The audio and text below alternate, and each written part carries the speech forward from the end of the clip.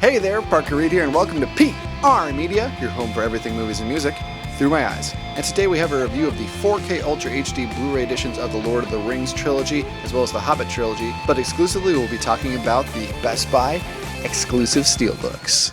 So this isn't going to be a typical 4K review for me because I've already reviewed both the Hobbit and the Lord of the Rings trilogies. They have their own separate videos on this channel already, so that's how you know what they look like. I'm basically just going to show you what these look like in comparison to the standard editions to see if you should spend the extra cash for the Steelbooks. And also, just for reference, these have a Dolby Atmos audio track, and these are native 4K that are in widescreen, so you will have black bars at the top and the bottom. I think the audio tracks are reference quality, and I think the visuals are really good, albeit there are some CGI problems. And there is a tad amount of upscaling going on as well, so these transfers aren't like perfect visual wise, but audio wise I think they are. So I would recommend them definitely from just movie perspectives and transfer perspectives, but would I recommend the Steelbook versions here that I have?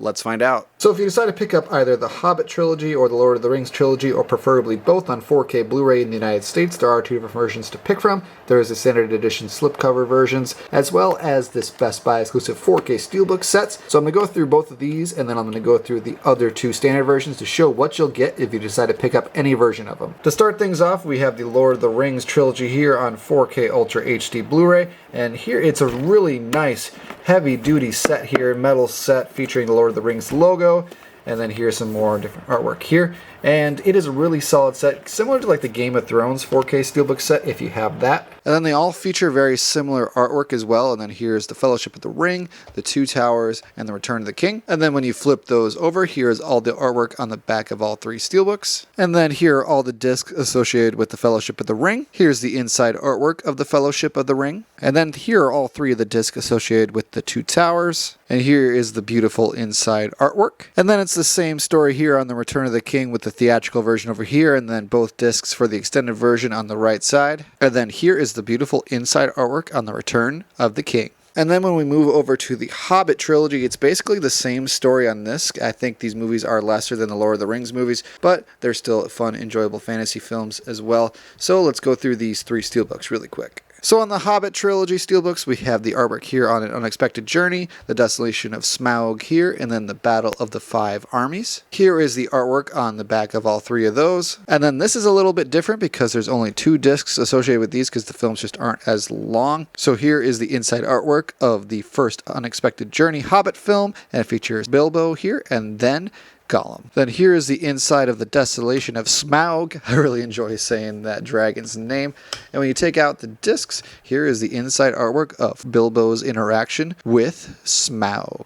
Last up in the series of 6 Middle-earth films, we have The Hobbit, The Battle of the Five Armies. And when you take out the discs, the inside artwork on this looks good as well. And then there it is. And finally, our last quick comparison is just showing the standard editions of both the Lord of the Rings Trilogy and the Hobbit Trilogy.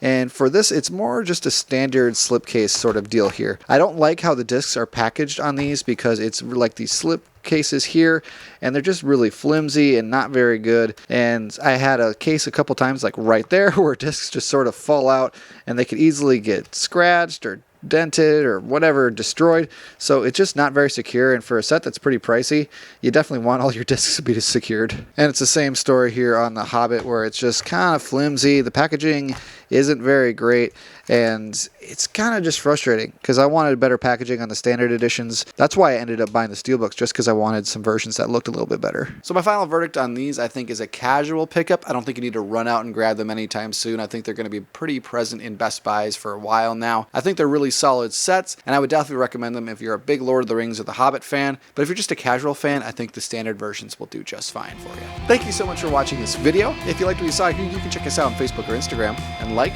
comment, and subscribe if you so choose. My name is Parker Reed. You've been watching PR Media. Keep supporting physical media, and I'll see you next time. Thanks, guys. You shall not pass!